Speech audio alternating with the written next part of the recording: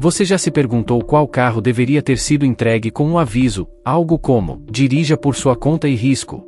Imagine um fabricante em que milhões de pessoas confiam, colocando veículos nas ruas que poderiam pegar fogo, capotar sem aviso ou, literalmente, prender os ocupantes em um acidente.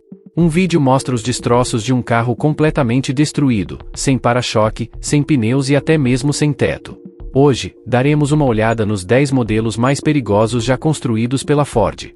Acredite, algumas dessas ameaças rolantes já estavam nas ruas há anos antes que qualquer ação fosse tomada.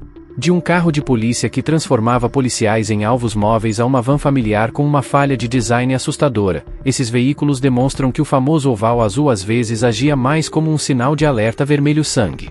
Então apertem os cintos, desde que você confie no seu. Curta e inscreva-se no canal se quiser ouvir mais histórias automotivas chocantes como esta. Porque esta lista revela o lado obscuro de uma marca que supostamente representa confiabilidade. Número 10, o Ford Modelo T. Quando Henry Ford revolucionou o mundo automotivo com este carro em 1908, ele também foi pioneiro em uma maneira completamente nova de morrer nas estradas. Sim, foi o primeiro carro que milhões puderam comprar, mas, para muitos, foi também o primeiro carro em que morreram. O motivo?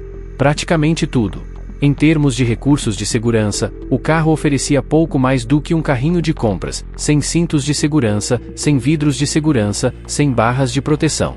O para-brisa era feito de vidro comum, que se estilhaçava em cacos afiados com o impacto. A coluna de direção projetava-se como uma lança diretamente no peito do motorista. E os freios? Freios a tambor mecânicos que funcionavam pouco melhor do que seus próprios sapatos no asfalto. O perigo disso era que o carro surgiu numa época em que as regras de trânsito mal existiam. Nem limites de velocidade, semáforos nem carteiras de habilitação eram comuns. Pessoas que nunca haviam dirigido nada mais rápido que um cavalo estavam, de repente, dirigindo essas armadilhas mortais, capazes de atingir velocidades de até 75 km por hora, sem nenhum treinamento. Até mesmo a manivela de partida era letal. Se você não a ajustasse corretamente, corria o risco de o motor dar um coice. A manivela então girava para trás, quebrando braços, mandíbulas ou crânios. Dezenas de pessoas morreram como resultado, com tanta frequência que o termo Ford Jaw foi até cunhado na época. Entre 1908 e 1927, quando o modelo T foi descontinuado, as mortes no trânsito nos Estados Unidos aumentaram em mais de 500%. Embora tenha havido cerca de 200 mortes em 1908, em 1927 já havia mais de 25 mil. E o modelo T, então o carro mais vendido do mundo, foi responsável por uma parcela significativa delas. O design com alto centro de gravidade do carro o tornava particularmente propenso a capotar, especialmente nas estradas não pavimentadas e esburacadas do início do século XX. O sistema de engrenagens planetárias era tão complexo que muitos motoristas pisavam acidentalmente no acelerador ao frear. E não havia medidor de combustível. Era preciso usar uma vareta para verificar a quantidade de gasolina restante no tanque, bem na beira da estrada, enquanto o sistema altamente inflamável era aberto. As seguradoras na década de 1920 chegaram a relatar que as chances de sobreviver a um acidente eram maiores se você fosse ejetado do carro do que se permanecesse nele, porque isso simplesmente não oferecia proteção. Documentos internos da empresa mostram que engenheiros alertaram sobre esses perigos, mas Henry Ford os ignorou. Medidas de segurança adicionais só aumentariam o custo e a complexidade. Seu famoso ditado era: os clientes podem ter qualquer cor, desde que seja preta. Na realidade, isso significava: qualquer recurso de segurança era possível até que existisse. O modelo T não foi projetado intencionalmente para ser perigoso, mas foi desenvolvido com uma indiferença à vida humana que se tornou sua marca registrada, e cuja sombra veremos nos próximos veículos desta lista. Número 9. O Ford Focus e o Ford Fiesta com a chamada transmissão PowerShift. Em 2011, a Ford introduziu uma tecnologia supostamente inovadora, uma transmissão de dupla embreagem que supostamente combinaria a eficiência de uma transmissão manual com a conveniência de uma automática. Na realidade, porém, ela causou principalmente medo e incerteza para centenas de milhares de motoristas. O que a Ford escondeu dos clientes? Mesmo antes do início da produção, os engenheiros sabiam que essa transmissão apresentava sérios defeitos. E-mails internos e documentos que posteriormente vieram à tona no tribunal provaram que os problemas eram conhecidos desde o início. O carro dava solavancos, vibrava, derrapava nas marchas, ou simplesmente morria no meio do trânsito. Imagine o cenário: você entra na rampa de acesso da rodovia, pisa no acelerador e nada acontece. Milhares de proprietários de PowerShift tiveram exatamente essa experiência horrível. Os carros hesitaram, depois deram um solavanco para a frente repentinamente, apenas para perder potência novamente logo em seguida. Muitos descreveram como se alguém tivesse puxado o freio de mão acidentalmente enquanto dirigia. O motivo técnico: a Ford dependia de embreagens secas. Na maioria das transmissões de dupla embreagem, as embreagens funcionam em banho de óleo, o que torna as trocas de marcha mais suaves. Mas a Ford queria economizar custos e, ao mesmo tempo, otimizar o consumo de combustível, o que resultou em superaquecimento das embreagens, desgaste mais rápido e engate tão brusco que era como se duas pedras fossem pressionadas uma contra a outra. Em 2016, a Ford enfrentava diversas ações coletivas.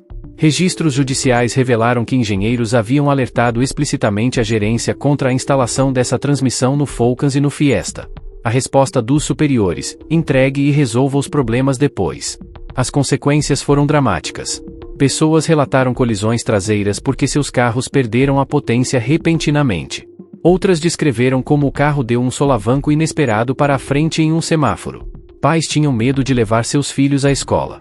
Uma mulher da Califórnia descreveu como escapou por pouco da morte 3 vezes em uma única semana, uma vez quando seu carro morreu ao fazer uma curva à esquerda, outra vez na rampa de acesso de uma rodovia quando não acelerou e, finalmente, quando deu um solavanco para a frente em um sinal vermelho, quase a atropelando no cruzamento. A resposta da Ford não melhorou a situação. Houve vários recalls e instruções de serviço técnico, mas nenhum deles resolveu o problema subjacente. Oficinas instalaram novo software, substituíram embreagens e devolveram os carros, apenas para os defeitos reaparecerem alguns meses ou até semanas depois. Pior ainda, a Ford continuou a vender esses veículos por anos, embora internamente já tivesse ficado claro o quão perigosos eles eram. Documentos mostraram que era considerado mais econômico pagar as indenizações de garantia do que revisar o projeto. Um cálculo que lembrava notavelmente as decisões que a empresa havia tomado 4 décadas antes. Quando a transmissão PowerShift foi descontinuada, a Ford havia vendido quase 2 milhões de modelos Focus e Fiesta com essa falha de projeto. Os processos judiciais ainda estão em andamento e a Ford já pagou centenas de milhões de euros em acordos. Mas para aqueles que ficaram feridos, traumatizados ou algo pior, nenhuma quantia de dinheiro no mundo é suficiente para reparar os danos sofridos. Número 8. O Ford Windstar. Esta minivan deveria ser o carro familiar perfeito, um veículo em que você pudesse confiar seus filhos, suas compras e até mesmo a viagem para um torneio de futebol. Na realidade, porém, ela se revelou uma bomba relógio que podia literalmente se partir ao meio durante a condução. O culpado era o eixo traseiro.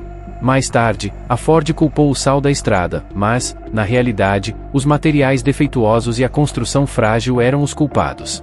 O eixo enferrujou de dentro para fora até finalmente rachar, o que significa que as rodas traseiras simplesmente não estavam mais conectadas ao carro. Imagine que você está dirigindo na rodovia a 150 km por hora e, de repente, o eixo se rompe. Não é um estouro de pneu, nem um buraco na estrada, é uma falha completa que torna qualquer controle impossível. A traseira cai, faíscas voam e só com muita sorte você consegue evitar um capotamento ou uma colisão traseira. As primeiras reclamações surgiram em 2007, principalmente dos chamados Estados do Sal. Mas motoristas na Flórida, Califórnia e até mesmo nas Ilhas Virgens Americanas também relataram o mesmo problema. Um deles ridicularizou a desculpa: eu moro perto do mar o ano todo, mas aparentemente este não é um estado do sal. Em outubro de 2010, a extensão do perigo tornou-se evidente de forma dramática. Sean Bowman, ex-guarda costeiro e pai de 2 filhos de Massachusetts, perdeu o controle em alta velocidade quando seu eixo quebrou. Ele morreu no acidente. Apenas uma semana após seu funeral, sua família recebeu o aviso de recall da Ford. Quando a Ford finalmente respondeu em agosto de 2010, já era tarde demais, e mesmo assim, os recalls se limitaram a certos estados. Para veículos com rachaduras visíveis, a Ford ofereceu recompra ou veículos emprestados. Para veículos sem danos visíveis, eles instalaram barras de reforço, mas estas provaram ser mais um curativo em uma ferida aberta. O recall em si se tornou um pesadelo para muitos proprietários. Uma família em Minnesota entregou seu Windstar intacto em outubro de 2011. A Ford o deixou imóvel no quintal durante todo o inverno, sem remover a bateria, sem trocar o óleo e sem fazer a manutenção. Em março de 2011, eles finalmente anunciaram que o reparo estava concluído. Mas o carro não pegava. A resposta da fabricante: esse é o seu problema agora.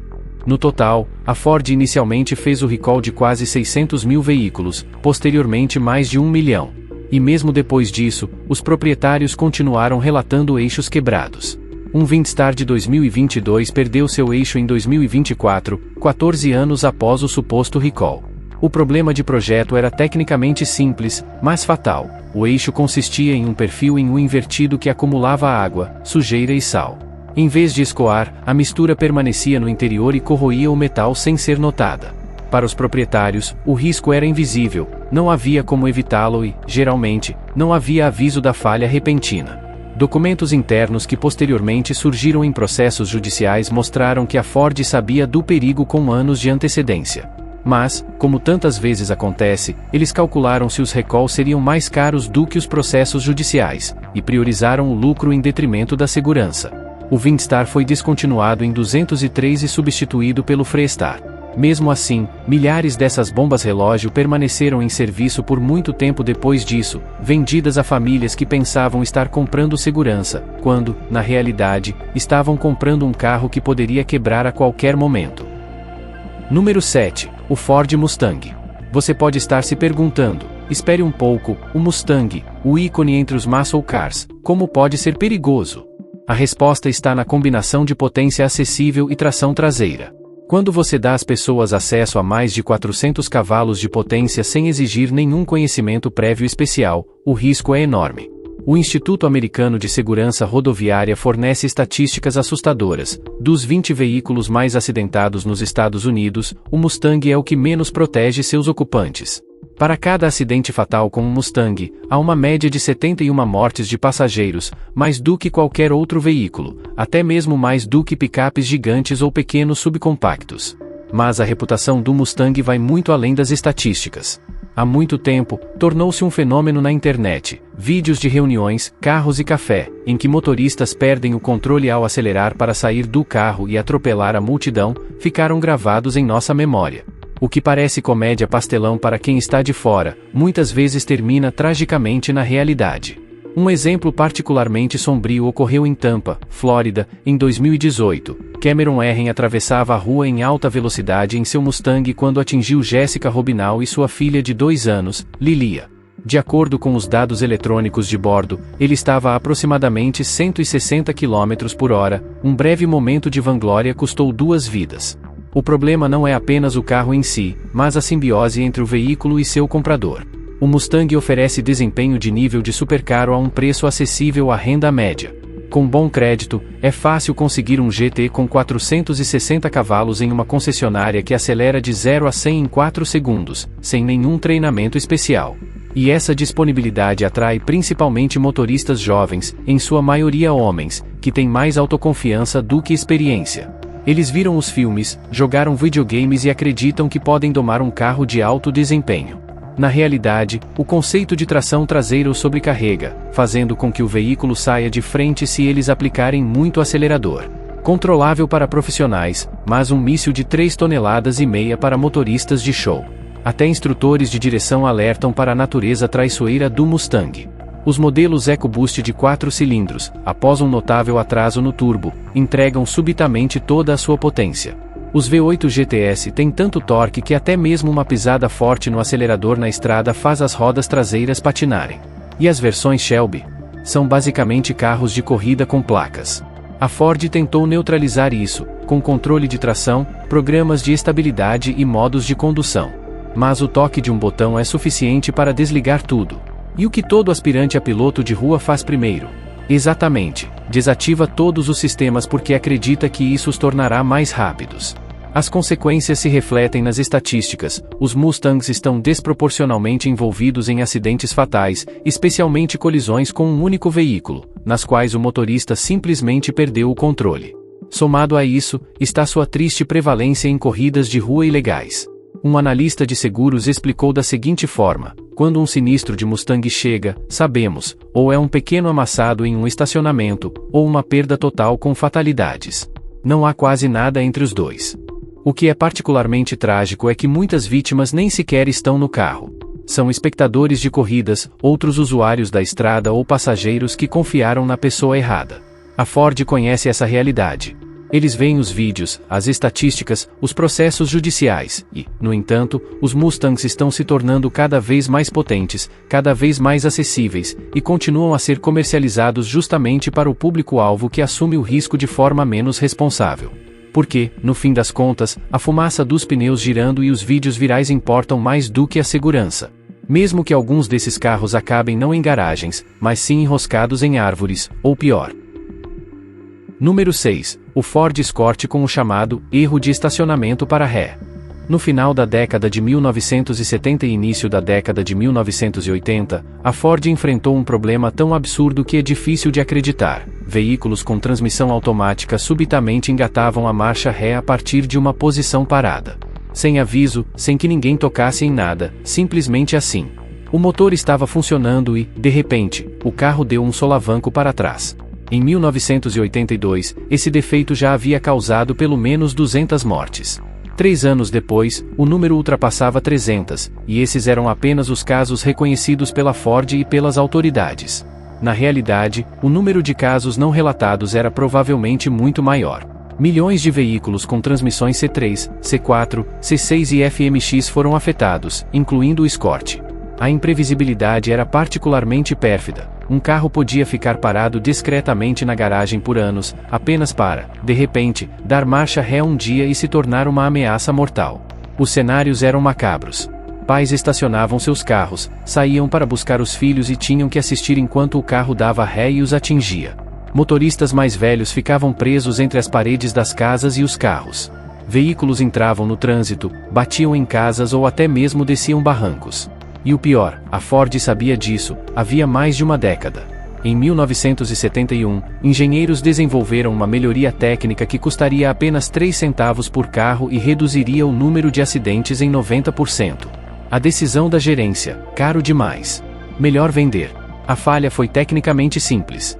Dentro da transmissão, um pequeno mecanismo de mola e pino mantinha a alavanca de câmbio na posição.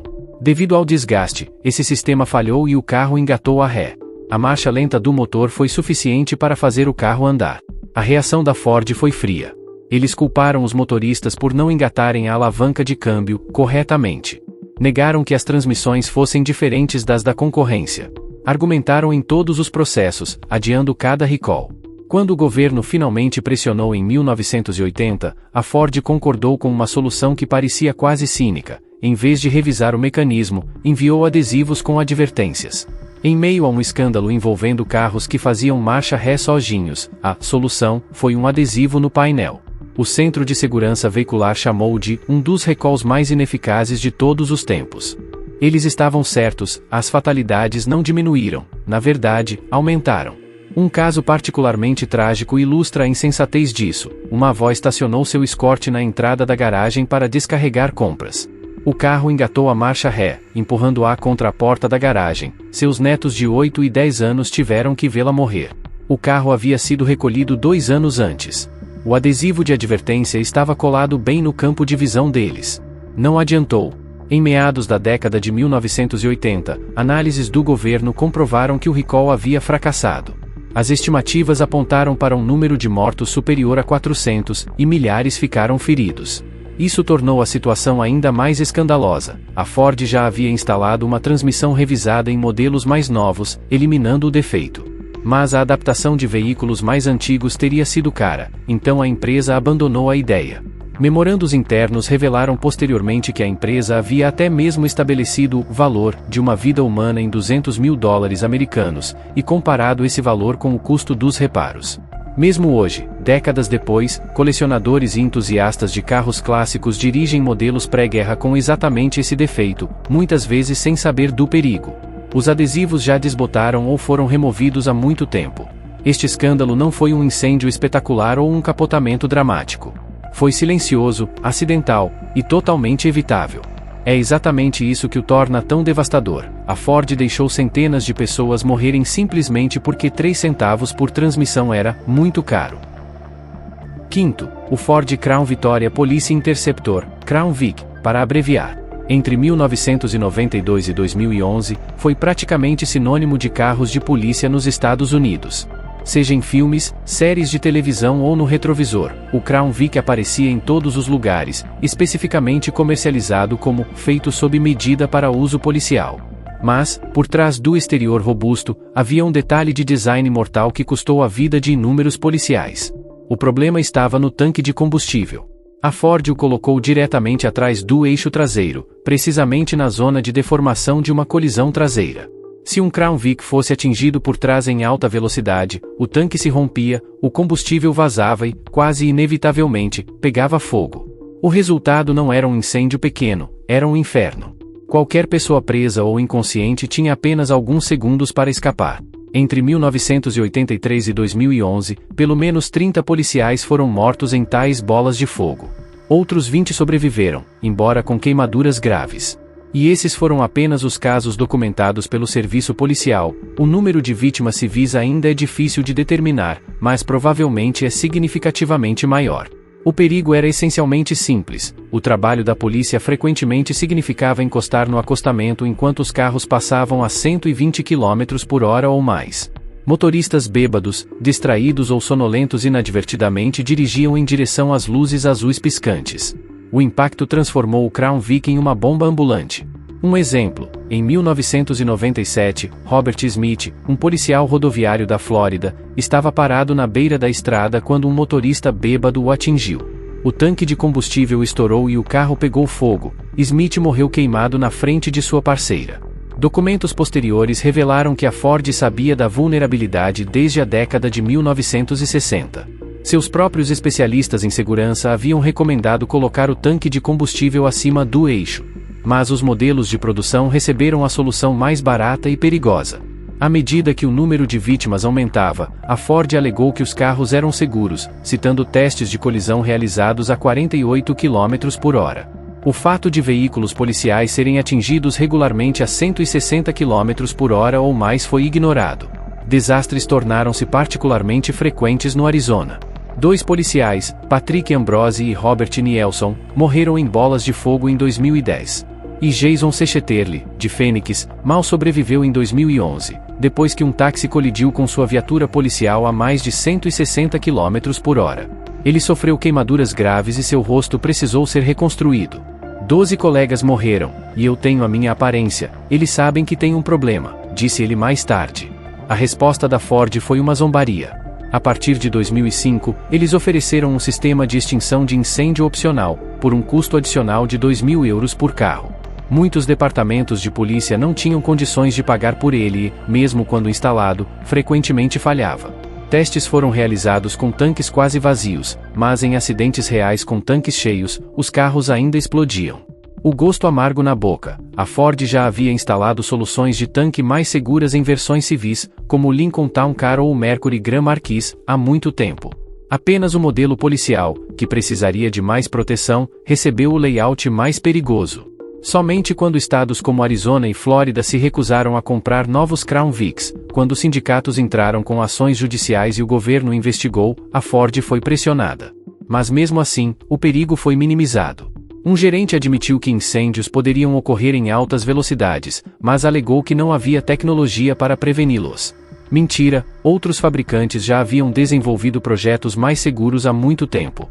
Os incêndios do Crown Vic tornaram-se tão infames que foram apelidados de Grande Pinto, uma referência ao desastre anterior da Ford. O padrão era idêntico, o perigo foi reconhecido, os custos foram ponderados em relação às vidas humanas e decidiu-se que o litígio seria mais barato. Quando o Crown Vic foi desativado em 2011, o estrago já estava feito. Dezenas de policiais mortos, centenas de civis mortos, inúmeros veículos continuaram a operar como táxis ou carros de segurança, todos com a mesma falha fatal de projeto. A amarga ironia: policiais escolheram o Crown Vic justamente por ser considerado seguro. Eles passaram turno após turno nesses carros, confiando suas vidas à Ford. E essa mesma confiança foi traída por décadas. Veículos de segurança se transformaram em caixões móveis. Número 4. O Ford Windstar. Espere um pouco, já não tínhamos isso? Sim, mas naquela época tudo girava em torno dos eixos. O Windstar tinha tantas falhas de design que merecia 2 lugares nesta lista. Porque, além dos eixos traseiros quebradiços, havia um segundo problema, pelo menos igualmente fatal: o subchassi dianteiro. Este subchassi forma, de certa forma, a espinha dorsal da dianteira. Ele suporta o motor e as rodas dianteiras.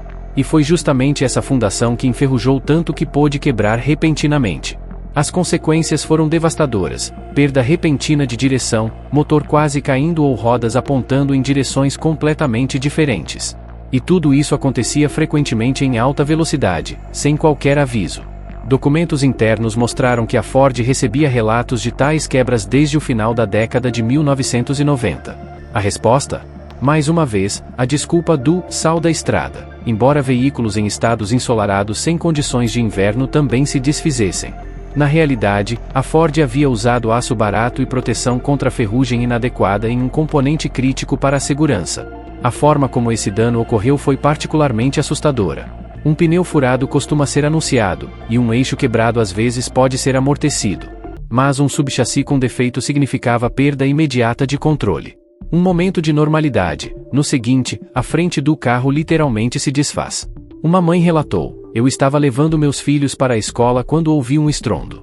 O volante tremeu violentamente e de repente ficou mole. A frente do carro afundou, raspando e batendo, mas de alguma forma consegui chegar ao acostamento. Quando olhei, toda a estrutura havia se partido em 2 pedaços."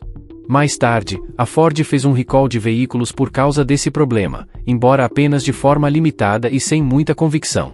As oficinas deveriam inspecionar as armações, e se houvesse ferrugem visível, aplicar um protetor contra a ferrugem. Isso era tão sensato quanto colocar um band-aid em uma fratura exposta. Apenas armações que já haviam quebrado eram substituídas. Milhares de veículos com corrosão progressiva eram simplesmente devolvidos às ruas, com nada mais do que uma camada de spray. As consequências humanas foram impressionantes. Famílias descreveram quase desastres nos quais só a sorte impediu que algo pior acontecesse. Pais descreveram momentos de pânico quando perderam o controle no meio do trânsito, enquanto seus filhos estavam no banco de trás. Outros não tiveram tanta sorte. Falhas repentinas na direção levaram a colisões frontais, capotamentos e múltiplos engavetamentos. Particularmente pérfido, o Windstar foi deliberadamente comercializado como um carro familiar. Os comerciais mostravam crianças felizes em cadeirinhas, passeios felizes e dispositivos de segurança. O que não mostravam: chassis enferrujados, eixos quebrados e falhas de projeto que poderiam destruir famílias inteiras. O caso Windstar deixou claro que a Ford não estava lidando com erros isolados, mas sim com um padrão. Materiais baratos, negligência com problemas, culpa por fatores externos como sal da estrada e soluções mínimas que não mudavam nada. Sejam eixos, chassis ou outros componentes, o Windstar foi um excelente exemplo de como não se deve construir um carro familiar. Quando finalmente foi descontinuado em 2003, já havia conquistado a reputação de um dos veículos mais perigosos nas estradas americanas. Mesmo assim, milhares de veículos permaneceram em serviço, muitas vezes vendidos a compradores de carros usados desavisados. Pessoas que acreditavam estar dirigindo um carro seguro para suas famílias, quando, na realidade, estavam sentadas em um acidente que poderia se desfazer a qualquer momento. Terceiro, o Ford Bronco II. Este modelo existia antes do Explorer, e se você acha que o Explorer tinha problemas, seu antecessor foi um desastre absoluto. O Bronco II era tão perigoso que as seguradoras se recusaram a cobri-lo. Lançado em 1984, pretendia ser a entrada da Ford no mercado de SUVs compactos.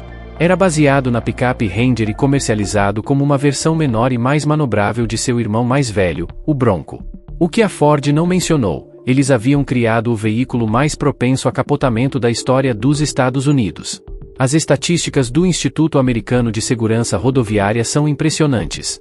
A taxa de mortalidade por capotamento do Bronco II com tração traseira foi de 3,78 por 10 mil veículos. Isso foi mais que o dobro da versão com tração integral, e mais de 3 vezes maior que a do Suzuki Samurai, que era considerado perigoso na época. No geral, 88% de todas as mortes no Bronco II foram por capotamento. Em outras palavras, 9 em cada 10 pessoas que morreram em um Bronco II morreram porque ele capotou. E aqui está o detalhe insidioso: a Ford sabia disso desde o início. Mesmo durante os testes em 1982, o carro se elevou sobre 2 rodas a 48 km por hora durante simples manobras de direção. Os engenheiros recomendaram alargar a bitola em 8 a 10 centímetros. O custo, $83 por veículo. A resposta da gerência? Caro demais. Eles alargaram a bitola em apenas 1 centímetro minúsculo, praticamente ineficaz, e o lançaram no mercado mesmo assim. Mas a Ford não se contentou com a ignorância, eles ativamente encobriram os fatos. Em preparação para potenciais processos judiciais, o departamento jurídico mandou sanear mais de 100 documentos técnicos. Assim, mesmo antes do primeiro carro ser vendido, eles já estavam preparando sua defesa jurídica. O custo humano foi terrível. Estimativas sugerem que entre 260 e 800 pessoas morreram em capotamentos do Bronco II durante a produção. Um dos casos mais famosos foi o do lendário jockey Willy Schumacher, que ficou paralisado da cintura para baixo em 1991 quando seu Bronco II capotou. Ele recebeu milhões da Ford, mas nunca mais andou. Os processos se acumularam como os acidentes. Em um caso, a Ford pagou mais de $62 milhões às vítimas de um acidente envolvendo um Bronco II de 1986. Um passageiro sofreu danos cerebrais graves. Em 1992, New York Times que a Ford enfrentou pedidos de indenização totalizando $742 milhões em 13 casos apenas. No ano de 2011, a revista Time que o custo total da renovação do Bronco II foi de aproximadamente $2,4 bilhões. Particularmente chocantes foram as ações da Ford no tribunal. Eles contrataram o ex-engenheiro David Bickerstaff, um homem que havia testemunhado originalmente que o Bronco II tinha índices de estabilidade extremamente baixos. Mas a Ford literalmente o subornou. Por milhões de dólares, ele mudou seu depoimento e se tornou especialista deles por mais de 8 anos, alegando em mais de 30 julgamentos que o carro era seguro. Enquanto isso, mais e mais pessoas morriam. Até o setor de seguros tomou providências. A Geico, uma das maiores seguradoras de automóveis dos Estados Unidos, recusou-se a emitir apólices para o Bronco II. Pense nisso, uma empresa que próspera com riscos classificou este veículo como tão mortal que simplesmente não poderia ser segurado. Mesmo assim, a Ford comercializou o carro agressivamente. Jovens, famílias pequenas, aventureiros, o Bronco II era supostamente ideal para eles. Nos comerciais, ele subia pedras e dominava curvas fechadas.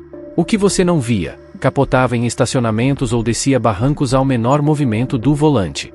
Em 1990, o escândalo não era mais sustentável. A Ford descontinuou o Bronco II e o substituiu pelo Explorer. Documentos internos admitiram que a imagem desastrosa do Bronco II foi um dos motivos. A piada amarga: o primeiro Explorer também usava o mesmo chassi, com muitos dos mesmos problemas de estabilidade. A Ford simplesmente esperava que um novo nome apagasse a memória. O legado do Bronco II é um dos capítulos mais vergonhosos da história automotiva. A Ford sabia que este carro mataria. Calcularam o número de vítimas, declararam-nas aceitáveis.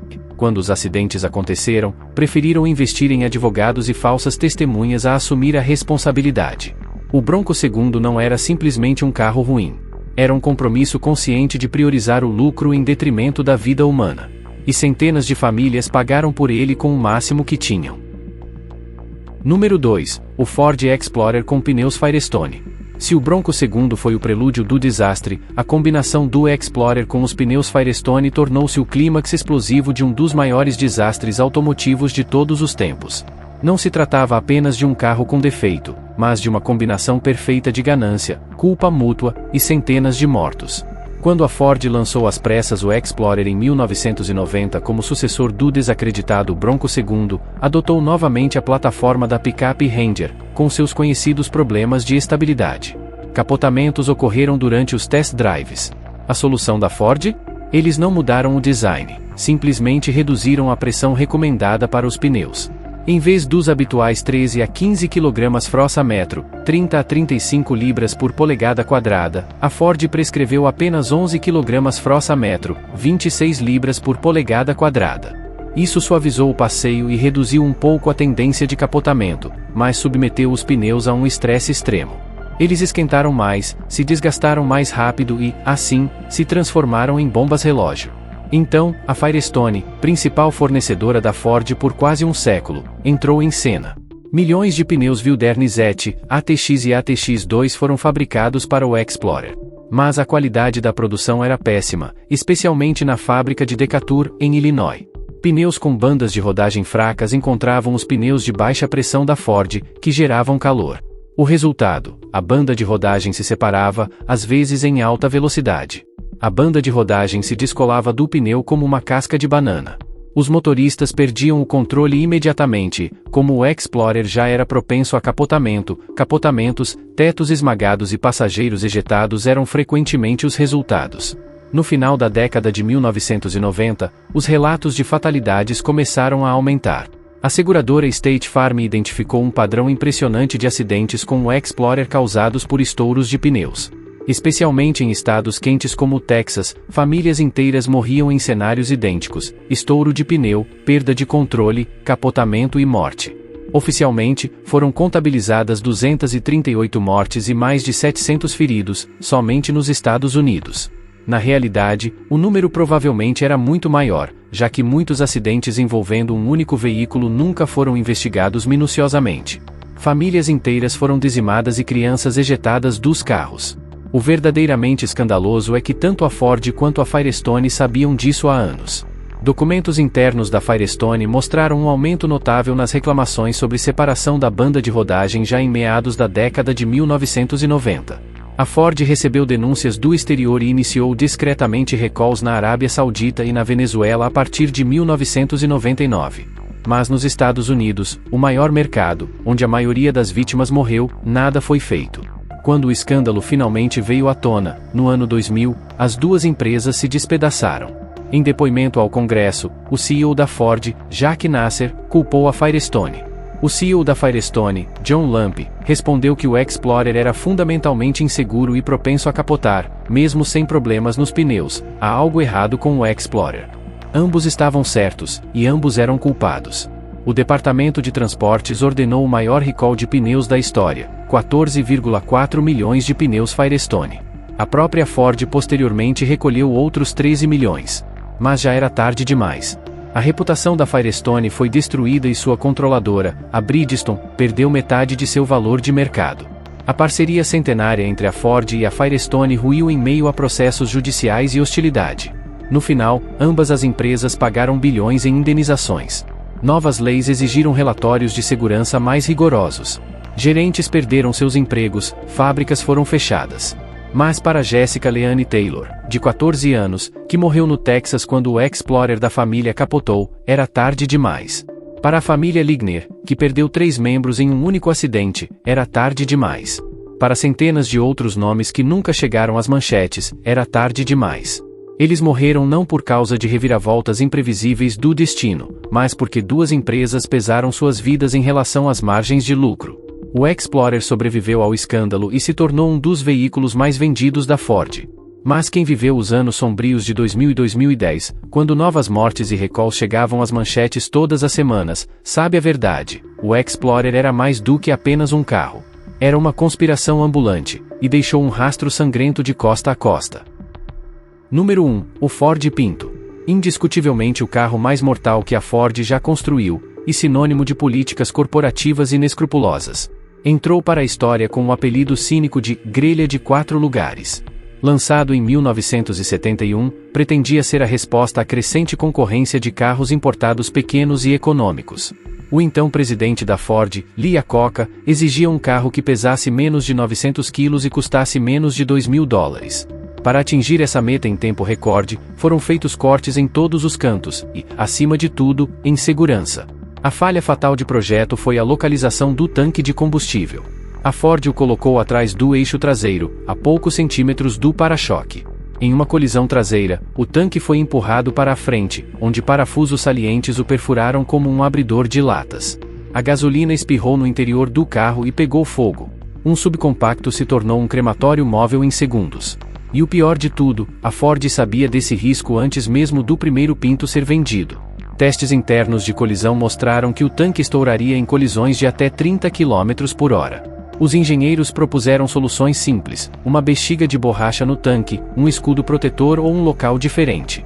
O custo, $11 por veículo. Mas, em vez de reestruturar, os analistas da Ford compilaram o infame Memorando Pinto.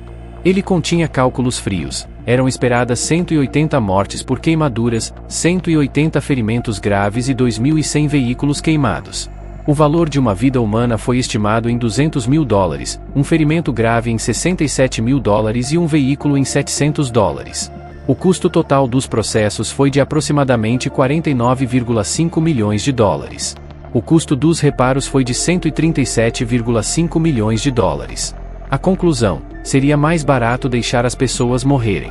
A realidade era igualmente macabra. Estimativas conservadoras falam em cerca de 500 mortos e milhares de feridos graves. Alguns estudos chegam a estimar o número em 9 mil. As histórias são angustiantes. Em 1972, Lily Gray, de 13 anos, morreu quando o Pinto em que viajava explodiu após uma colisão traseira. Seu amigo, Richard Grimshaw, sobreviveu com queimaduras graves, 90% da pele destruída, exigindo 60 cirurgias. Em Indiana, 3 adolescentes morreram a caminho do treino de vôlei, presas e queimadas vivas, enquanto testemunhas ouviam seus gritos. Quando as revelações foram tornadas públicas em 1977 através do artigo Pinto Madness, na revista Mãe Jones, quando as alegações se tornaram públicas, uma onda de indignação eclodiu. Pela primeira vez na história dos Estados Unidos, uma empresa foi acusada de assassinato. A defesa da Ford foi tão fria quanto sua decisão original. Alegaram que o Pinto não era mais perigoso do que outros carros pequenos. Culparam as vítimas por não fazerem a manutenção adequada de seus veículos. E apontaram a falta de regulamentação legal, embora testes internos já tivessem comprovado os perigos em baixas velocidades há muito tempo. Em um dos casos mais famosos, um júri concedeu ao sobrevivente, Richard Grimshaw, $125 milhões em danos punitivos, posteriormente reduzidos para $3,5 milhões. Foi somente em 1978 que a Ford recolheu $1,5 milhão de Pintos e instalou a mesma solução de $11 que havia rejeitado por ser muito cara 7 anos antes. Mas, a essa altura, já era tarde demais para centenas de pessoas. O Pinto não é o carro mais mortal da Ford simplesmente porque causou o maior número de mortes. É porque se tornou um símbolo, sim, consciente e calculado ao lucro em detrimento da vida. A Ford não deixou passar nenhum erro aqui. Eles o escolheram deliberadamente. E é exatamente isso que torna o Pinto a lenda mais sombria da história automotiva. Eles assistiram à queima de pessoas e concluíram que era um preço aceitável para os negócios. Lee Iacocca, que defendeu o Pinto, mais tarde proferiu a infame frase: "Segurança não vende." Ele estava profundamente enganado. O estigma do Pinto destruiu o mercado de carros compactos da Ford por uma geração inteira, e, mais importante, mudou a visão americana sobre responsabilidade corporativa. O Pinto tornou-se leitura obrigatória em seminários de ética empresarial, um conto de advertência sobre o que acontece quando os lucros importam mais do que vidas humanas. Hoje, quando se discute a crueldade corporativa, seu nome é invocado. Quando se debate o valor da vida humana, o memorando do Pinto é citado. E quando engenheiros levantam questões de segurança, frequentemente é o fantasma do Pinto que invocam. Este carro não foi apenas o modelo mais mortal da Ford, tornou-se um monumento à indiferença, ardendo na memória como as chamas que engolfaram suas vítimas nas estradas. E assim os vimos, 10 modelos da Ford que mataram, feriram ou traumatizaram milhares de pessoas. Dos perigos primitivos do modelo T à crueldade calculada do Pinto, a história da Ford está escrita em sangue e metal queimado. Algumas dessas tragédias foram falhas de projeto, outras resultado de medidas de corte de custos, mas, com muita frequência, foram decisões conscientes de priorizar o lucro em detrimento das pessoas. Então lembre-se, quando você vê o oval azul, não vê apenas uma montadora. Você vê uma empresa que repetidamente decidiu que sua vida vale menos do que seu lucro líquido. Obrigado por assistir, e não se esqueça, sempre verifique o histórico de recall do seu carro. Sua vida pode depender disso.